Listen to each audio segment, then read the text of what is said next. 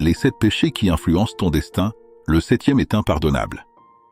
Famille, veux-tu marcher dans les bénédictions de Dieu?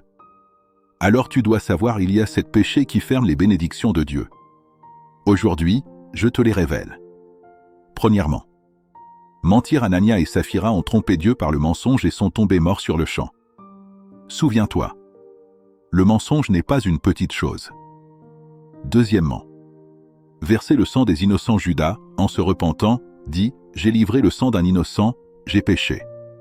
Troisièmement, manque de foi. Le manque de foi n'est pas neutre, c'est un refus de Dieu, le péché de l'incrédulité est déjà établi. Quatrièmement, orgueil. L'orgueil empêche de voir sa propre faiblesse et bloque les bénédictions de Dieu. Cinquièmement, ne pas aimer son prochain. Sans amour, toute œuvre devient vide. Sixièmement, jalousie. Le roi Saül a été jaloux de David et a perdu les bénédictions de Dieu. La jalousie est comme une pourriture dans les os. Septièmement, blasphémer contre le Saint-Esprit. Tous les péchés et paroles blasphématoires peuvent être pardonnés, seul le blasphème contre le Saint-Esprit ne sera jamais pardonné. Dieu dit, quand Dieu est en colère contre l'homme, il espère que l'homme sera vraiment capable de se repentir et il espère voir la vraie repentance de l'homme, auquel cas il continuera libéralement à accorder sa miséricorde et sa tolérance à l'homme.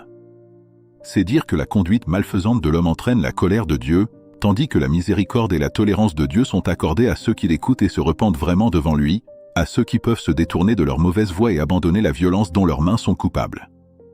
Si tu veux que toi et ta famille soyez éloignés du péché et marchiez dans les bénédictions de Dieu, écris « Je veux me repentir ».